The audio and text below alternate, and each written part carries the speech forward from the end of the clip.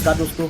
आज हम लोग आपको लेके चलेंगे हिमाचल प्रदेश की खूबसूरत सी वादियों में बसे एक ऐसे शहर पर जो कि किसी स्वर्ग से कम नहीं है।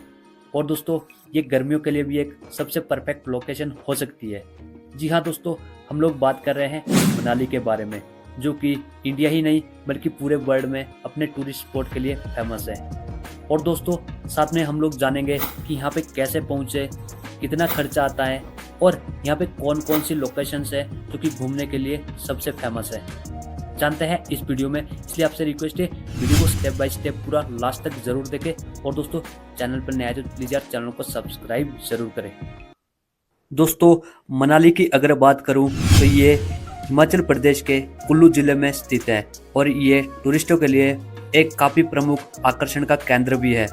2050 मीटर की ऊंचाई पर स्थित ये शहर अपने सुरम्य दृश्य, रोमांचक गतिविधियों और शांत वातावरण के लिए प्रसिद्ध है। गर्मियों के मौसम में जब पूरा भारत गर्मी से झुलस रहा होता है तो मनाली अपनी ठंडी हवाओं और प्राकृतिक सौंदर्य के साथ स्वर्ग से कम नहीं लगता। दोस्तों, मनाली का इतिहास और संस्कृति के बारे में अगर बात करूं तो मनाली का इतिहास महाभारत काल से जुड़ा हुआ है। इस मनाली का नाम ऋषि मनु के नाम पर पड़ा है, जो यहाँ आए थे और उन्होंने इस स्थान को फिर से बचाया था। यहाँ की संस्कृति और परंपराएं हिमाचल प्रदेश की समृद्ध विरासत का प्रतीक है। दोस्तों, अब बात करते हैं मनाली की कुछ प्रमुख आकर्षण स्थल और यहाँ के टूरिस्ट स्पॉट के बारे में। मनाली में घूमने के लिए कई अद्वितीय और खूबसूरत स्थान है। आइए जानते हैं कुछ प्रमुख और आकर्षणों के बारे में। दोस्तों, सबसे पहला है हिडिंबा देवी मंदिर। ये मंदिर महाभारत में भीम की पत्नी हिडिंबा देवी को समर्पित है। ये 1553 में बना था और इसकी लकड़ी की कारीगरी और प्राचीन स्थापत्य कला इसे विशेष बनाती है। और नंबर 2 पे है दोस्तों सोलंग वैली। मनाली से 13 किलोमीटर की दूरी पर स्थित सोलंग वैली साहसिक गतिविधियों यानी कि एडवेंचरस जो एक्टिविटीज होती है उसके लिए पूरे वर्ल्ड में फेमस है। यहाँ पर पैराग्लाइडिंग, जॉबरिंग और स्काइकिंग की अनुभव लेने का आनंद ही कुछ और है। इसके अलावा नंबर 3 की अगर बात करूं तो वो है दोस्तों रोहतांग पास। मनाली से करीब 51 किलोमीटर की दूरी पर स्थित रोहतांग पास 3978 मीटर की ऊंचाई पर स्थित है और ये स्थल मई से नवंबर के बीच में खुला रहता है। और यहाँ के दृश्य और यहाँ की जो एडवेंचरस एक्टिविटीज होती है इसे विशेष बनाती है। दोस्तों, गर्मियों के लिए ये जो प्लेस है अपने आप में काफ़ी ज़्यादा खूबसूरत बना हुआ है, क्योंकि जब पूरे भारत में गर्मी होती है तो यहाँ पे आपको इस दौरान भी आर पार के जो यहाँ की पर्वत चोटियाँ होती है उसमें बर्फ देखने को मिल जाती है। और नंबर 4 की बात करूँ तो वो है दोस्तों पुराना मनाली। जी हाँ दोस्तों, पुराना मनाली अपने शांत वातावरण और पारंपरिक हिमाचली वास्तुकला के लिए प्रसिद्ध है। यहाँ के कैफे और दुकानों में एक अनूठा अनुभव मिलता है। इसके अलावा नंबर 5 की अगर बात करूँ तो मनाली में वशिष्ठ गर्म पानी के जो झरने हैं वो भी अपने आप में काफ़ी ज़्यादा फेमस एक टूरिस्ट प्लेस या धार्मिक स्थान आप कह सकते हो अपने आप में बना हुआ है। वशिष्ठ गांव अपने गर्म पानी के झरनों और प्राचीन मंदिरों के लिए जाना जाता है और यहाँ का पानी औषधि गुणों से भरपूर होता है और यहाँ स्नान करना एक अद्भुत अनुभव देता है। नंबर 6 की अगर बात करूँ तो वो है मनु मंदिर। मनु मंदिर जो ऋषि मनु को समर्पित है, मनाली के सबसे प्रमुख मंदिरों में से एक है और यहाँ की शांति और दृश्य आत्मा को तृप्त कर देती है। और नंबर 7 की अगर बात करूँ दोस्तों तो वो है ब्यास नदी। ब्यास नदी मनाली की एक खूबसूरत जगह है और खूबसूरत नदी भी है। यहाँ आप रिवर राफ्टिंग का आनंद ले सकते हैं। नदी के किनारे बैठकर प्रकृति की सुंदरता निहारना एक अनोखा अनुभव देता है। मनाली सिर्फ प्राकृतिक सुंदरता ही नहीं बल्कि यहाँ की एडवेंचरस एक्टिविटीज के लिए भी पूरे वर्ल्ड में फेमस है। यहाँ कई प्रकार की एक्टिविटीज की जा सकती है। दोस्तों, सबसे पहली है ट्रैकिंग। मनाली के आसपास कई ट्रैकिंग मार्ग हैं जो साहसिक प्रेमियों को आकर्षित करते हैं। चंद्रखनी पास, ममता पास और भृगु झील ट्रैक कुछ इस प्रकार के यहाँ पे ट्रैक बने हुए हैं। इसके अलावा नंबर 2 की अगर बात करूँ तो है पैराग्लाइडिंग। सोलंग वैली और मारी में पैराग्लाइडिंग का आनंद लिया जा सकता है। ऊपर से नीचे का दृश्य देखना एक अद्भुत अनुभव देता है। इसके अलावा नंबर 3 की अगर बात करूं तो वो है दोस्तों रिवर राफ्टिंग।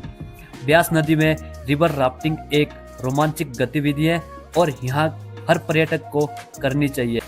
नंबर 4 की अगर बात करूँ तो वो है स्काइंग।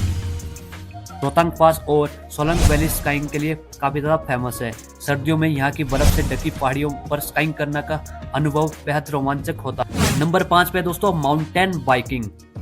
मनाली से लेह तक का बाइकिंग मार्ग साहसिक बाइकर्स के बीच काफी ज्यादा लोकप्रिय है। ये राइड आपको एक थ्रिलिंग अनुभव देती है।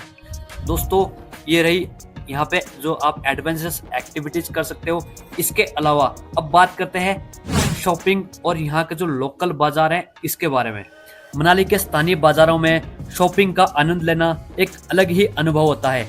यहाँ पे कुछ प्रसिद्ध और फेमस शॉपिंग स्पॉट्स है, जैसे कि सबसे पहला है माल रोड। माल रोड मनाली का सबसे प्रसिद्ध शॉपिंग क्षेत्र है। यहाँ आप हिमाचली शॉल्स, ऊनी कपड़े, हस्तशिल्प और स्मृति चिन्ह इत्यादि खरीद सकते हैं। इसके अलावा नंबर 2 पे है दोस्तों तिब्बतन मार्केट। तिब्बतन मार्केट यहाँ के तिब्बतन संस्कृति, हस्तशिल्प कला को दर्शाता है। यहाँ से आप बौद्ध पेंटिंग्स, थांका, हस्तशिल्प इत्यादि। और नंबर 3 पर है पुराना मनाली बाजार।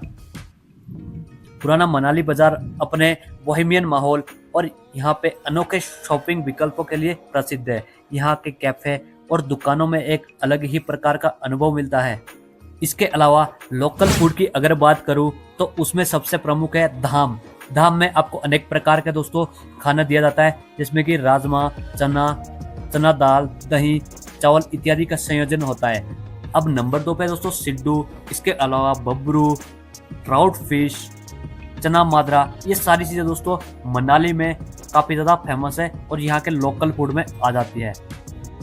सो गाइस फाइनली बात करते हैं मनाली आने के लिए कितना खर्चा होगा और कितना एक्सपेंसेस यहाँ के लिए लगेगा। तो सबसे पहले बात करते हैं ट्रैवल एक्सपेंसेस की। तो गाइस यहाँ पे ट्रैवल एक्सपेंसेस अलग अलग हो सकता है, आपके ऊपर डिपेंड करेगा। अगर आप दिल्ली से मनाली के लिए बाय बस आते हो तो आपको यहाँ पे 1000 से 1500 रुपये तक आपका किराया लग सकता है। और यदि आप टैक्सी वहाँ से बुक करते हो तो आपको यहाँ पे 6 से 8000 तक टैक्सी वालों को देना पड़ सकता है। इसके अलावा अगर आप दिल्ली से मनाली यानी कि भुंतर के लिए फ़्लाइट में आते हो तो आपको 7000 से लेकर के 15000 तक का यहाँ पे टिकट पड़ सकता है। और ये जो सारी चीज़ें मैंने आपको बताई दोस्तों, ये एक साइड की है, राइट। इसके अलावा अगर बात करूँ दोस्तों फूड की, तो यहाँ पे खाने के लिए कितना खर्चा आपका हो सकता है। तो नॉर्मली अगर बात करूँ तो यहाँ पे 100 रुपये से 500 रुपये तक का आपको एक टाइम का भरपेट खाना मिल जाएगा। और बाकी डिपेंड करता है आपके ऊपर कि आप किस टाइप का खाना यहाँ पे खा रहे हो। अब फाइनली बात करते हैं स्टे यानी कि रुकने और ठहरने के लिए यहाँ पे कितना एक्सपेंसेस हो सकता है। तो यहाँ पे आपको 500 रुपये से 5000 रुपये तक का दोस्तों रूम मिल जाएगा। अब ये भी आपके ऊपर डिपेंड करता है कि आप कितने और कैसे लग्जरियस रूम में रहना पसंद करोगे। और नॉर्मली अगर दोस्तों खर्चे की बात करूँ तो मैंने आपको ऑलरेडी बता रखा है कि कितना यहाँ पे आपको खर्चा हो सकता है। और ये जो खर्चा है दोस्तों ऊपर नीचे हो सकता है, क्योंकि सारी चीज़ें दोस्तों फिक्स नहीं रहती। सारी चीज़ें डिपेंड करती है आपके ऊपर कि आप किस हिसाब से और किस जगह खाना, रहना, ठहरना पसंद करते हो। सो गाइज अगर आप फाइनली मेरी मानो तो यदि आप मनाली घूमना के लिए आना चाहते हो तो आपको कम से कम 20 से 25,000 रुपये दोस्तों लेके आना पड़ेगा। यदि आप एक हफ्ते का ट्रिप यहाँ के लिए बनाते हो, इतना आपको मिनिमम दोस्तों यहाँ पे खर्चा आ सकता है। बाकी डिपेंड करता है कि आप किस हिसाब से दोस्तों खा पी रहे हो, रुक रहे हो, उसके ऊपर भी सारी चीज़ें डिपेंड करती है। अब यहाँ के लिए कब आना चाहिए इसके ऊपर भी बात करते हैं। तो मैं आपको दोस्तों रेकमेंड करूंगा कि आप बरसात के मौसम में कभी भी दोस्तों मनाली और ऐसी जगह घूमने ना आए, क्योंकि जैसा कि लास्ट ईयर हुआ था यहाँ पे काफ़ी ज़्यादा तबाही मच गई थी, तो काफ़ी ज़्यादा रिस्क भी यहाँ पे रहता है। अगर आपको यहाँ के लिए आना है तो आप जून, जुलाई या मई के बाद कभी भी यहाँ पे आ सकते हो। और आपको ये ध्यान रखना है कि आप यहाँ पे अगस्त के महीने में बिल्कुल भी ना आए, और इसके अलावा आप यहाँ पे सर्दियों में भी आ सकते हो। सो दोस्तों फिलहाल के लिए इस वीडियो को यहीं पे एंड करते हैं। उम्मीद करता हूँ आपको आज की वीडियो पसंद आई होगी। पसंद आई तो प्लीज़ यार लाइक कर दीजिए, और दोस्तों चैनल पर नए आए तो चैनल को प्लीज़ यार सब्सक्राइब जरूर करें और अपने दोस्तों के साथ भी शेयर जरूर करें। बहुत जल्द मिलते हैं नेक्स्ट वीडियो में।